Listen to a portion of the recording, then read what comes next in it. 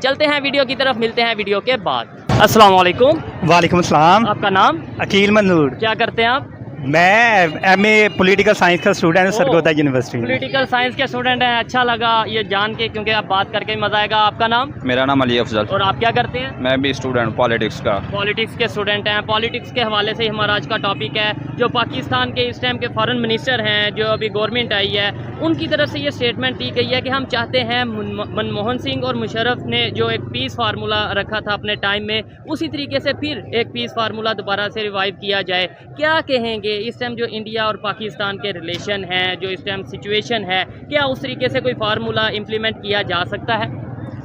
जी, ये जो जलील अब्बास आए हैं वो एक इंटरम गवर्नमेंट है, ठीक है। वो गुड गेस्चर ज़रूर दे सकते हैं और हमें एक्सप्लोर करना चाहिए इंडिया की मार्केट को, क्योंकि एक पूरा ट्रेड सरप्लस उधर पड़ा हुआ है और हम एक कनेक्टिविटी बढ़ा सकते हैं। बिल्कुल ऐसे ही। लेकिन ये काम उन लोगों को करना चाहिए जो पीपल रिप्रेजेंटेटिव है। ये एक टेक्नोक्रेट गवर्नमेंट है, मुझे नहीं लगता कि ऐसी कोई पॉलिसी बना सकते हैं या इनके पास कोई मैंडेट है कि वो बनाएं जो मतलब लॉन्ग लास्टिंग हो। ऐसा कोई मतलब फार्मूला रखते भी हैं सामने, तो ये तो गवर्नमेंट इनके कुछ टाइम की गवर्नमेंट है, उसके बाद जो परमानेंट गवर्नमेंट आएगी 5 साल के लिए, वो चाहे इस फार्मूले को माने ना माने। बिल्कुल इसी तरह है। और अगर ये काम इन्होंने करना ही होता जो, क्योंकि ये स्टेट पॉलिसी होती है फॉरेन पॉलिसी को लेकर, ऐसे ही है, तो अगर इन्होंने ऐसा कोई रखना ही होता तो वो बिलावल भुट्टो रख सकते थे, जब वो कश्मीर गए एससीओ की मीटिंग अटेंड करने, तो वहाँ जाकर उन्होंने बुचर ऑफ कश्मीर वाला एक पूरा स्टांस रखा, जिससे और हाइप क्रिएट हुई उनके पाकिस्तान और इंडिया के रिलेशन को लेकर। बिल्कुल ऐसे ही है, रिलेशन मजीद खराबी की तरफ गए, उनके दिलों में मजीद नफरत है। अच्छा,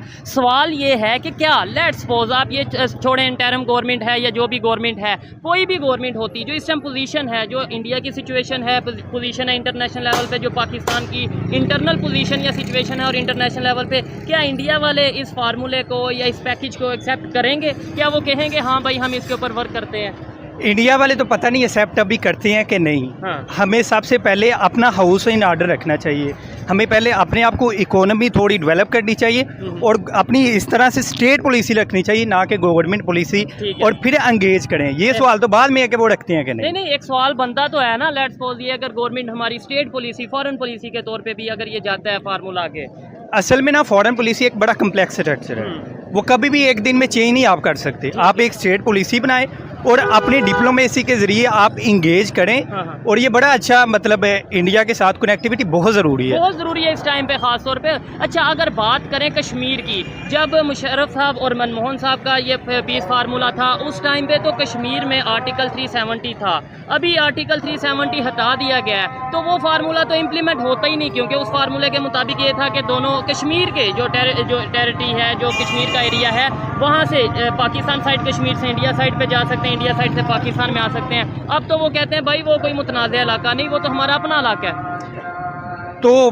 बेसिकली वो कोई बाइंडिंग एग्रीमेंट नहीं था। ये जो 370 हुआ है, आप अपने हाउस इन ऑर्डर की जो मैंने पहले बात की है, उसको पहले करेंगे तो दुनिया जो है आपकी बात सुनेगी। ठीक है। तो हमें कहीं ना कहीं उस जो मतलब आर्टिकल अभी क्योंकि वो केस पेंडिंग है उनकी सुप्रीम कोर्ट में, लेसे ही कि वो क्या डिसीजन करते हैं और उसके बाद क्या आउटकम आते हैं, तो अगर वो नहीं भी मतलब हमारे हक में आता, जिस तरह के लग रहा है, क्योंकि वो चीफ जस्टिस भी बीजेपी गवर्नमेंट ने बनाया, ठीक हो गया। लेकिन तो, ये है कि अगर सिर्फ यही होता कि वो बीजेपी गवर्नमेंट ने बनाया है, तो वो केस कब का खत्म हो चुका था, इतनी देर चल तो ना। लेकिन वो ब्यूरोक्रेटिक प्रेशर बहुत ज्यादा। अच्छा, तो अगर नहीं भी, मैं कह रहा हूँ कि लेट्स सी, अगर इसके बाद आउटकम नहीं भी हमारे हक में आती, तो हमें ये मार्जिनलाइज करके साथ लेके चलना है उस डिसीजन को, लेकिन दुनिया को इस तरह एंगेज करना अपनी पावरफुल इकोनॉमी के जरिए कि हमारी कम से कम स्टेबल ही हो जाए, तो इकोनॉमी स्टेबल होती है पॉलिटिकल स्टेबिलिटी की वजह से। कभी इकोनॉमी की तरफ से सबसे बड़ा स्टांस यही रहता है, पॉलिटिकल साइंस के स्टूडेंट हैं, मेरे से बेहतर जानते होंगे कि उनकी तरफ से स्टांस यही रहता है कि भाई हम बात जरूर करेंगे, लेकिन सबसे पहले ये जो आपका टेररिज्म के हवाले से एक वेव है पाकिस्तान में, इसके ऊपर कंट्रोल किया जाए, क्रॉस बॉर्डर टेररिज्म के ऊपर कंट्रोल किया जाए। आपको नहीं लगता पहले हमें इन चीज़ों के ऊपर वर्क करना चाहिए, फिर किसी से रिलेशन की बात करनी? यही तो मैं कह रहा हूँ, इंटरनली वर्क करेंगे तो आप एक्सटर्नली कोई डेवलप करेंगे। मतलब अभी जो जरामला इंसिडेंट हुआ है, तो वो देखे क्या मतलब हम मैसेज दे रहे हैं। हम हिंदुत्व की तो बात करते हैं, ठीक है, हम पैलेस्टीन की तो बात करते हैं, लेकिन हम जरामले पे सारे बंदे खामोश हैं, और फिर वही 1-2 दिन के लिए शोर है, फिर ख़त्म हो जाएगा।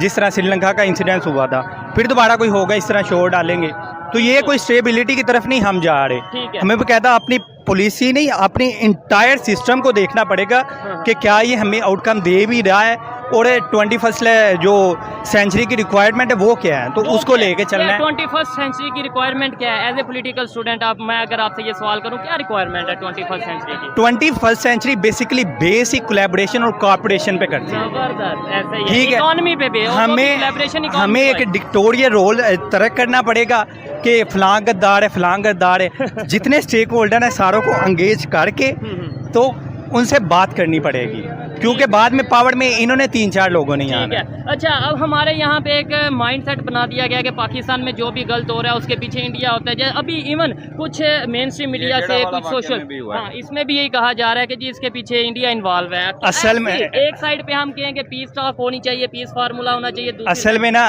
जब हमारे अंदर फ्लाज हो ना तो हम ना लोगों के सामने फेस सेमिंग के लिए ना को बंदा ढूंढते हैं जिसको ब्लेम कर सके। ठीक है, तो ये बड़ा अच्छा है कि फलां बंदा इसका जिम्मेदार है, क्योंकि हमें पता है कि अगर इसकी बकायदा इन्वेस्टिगेशन होगी पीछे हम ही आएंगे। ऐसे ही है, क्योंकि बिगर रोल हमेशा इसका होता है। और कभी भी कॉन्फिडेंस, यार आपसे क्यों बंदा कोई कॉन्फिडेंस आपके साथ साजिश आपके खिलाफ करेगा जबकि आप खुद इंस्टेबल हैं।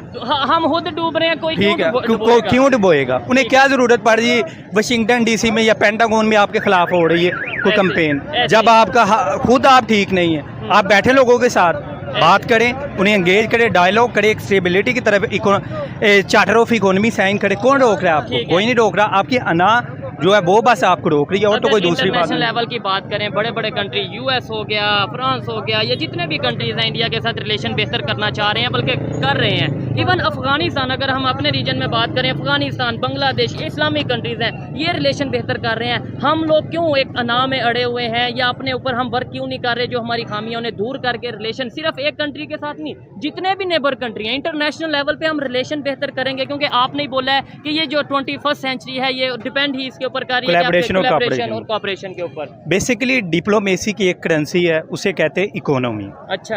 और इंडिया एक मेजर हब है इन पावर के लिए कि इन्वेस्ट करें और वहाँ से अपने डॉलर गेन करें। ठीक हो गया। और इंडिया भी यही डिप्लोमेसी का रहा है कि आप कुछ दें और हमसे कुछ लें। ठीक हो गया। पाकिस्तान के लिए ऐसा कुछ देने के लिए है नहीं, हमारी एक्सपोर्ट देख ले, कुछ भी नहीं है। तो कोई आपकी बात क्यों सुनेगा? ठीक है, क्योंकि इंटरनेशनल रिलेशन में हमेशा इंटरेस्ट मैटर करते हैं। ये मैटर नहीं करता कि आपका रिलीजन क्या, आपकी कास्ट क्या है, लेकिन यहाँ पे माइंडसेट अभी यही है कि वो इस्लामिक कंट्री है, वो ब्रदर कंट्री है, वो नॉन इस्लामिक है, तो वो हमारा दुश्मन कंट्री है कि नहीं? मतलब मैं अगर ये नैरेटिव प्रिवेल करता है, इसीलिए तो हम इस हालत में हैं। अगर मतलब थोड़ा बहुत इंप्रूवमेंट क्रिटिकल थिंकिंग के जरिए हो तो शायद हम कहीं और होते। तो यहाँ पे जो क्रिटिकल थिंकिंग करता है उसे ये कह दिया जाता है ये तो गद्दार है, ये तो देखें। आप इसके ऊपर क्या कहना चाहेंगे? मैं समझता हूँ कि ये जो इस सोच को ना, गद्दार सोच को प्रिवेल कर दिया गया, मेन स्ट्रीम कर दिया गया है। क्योंकि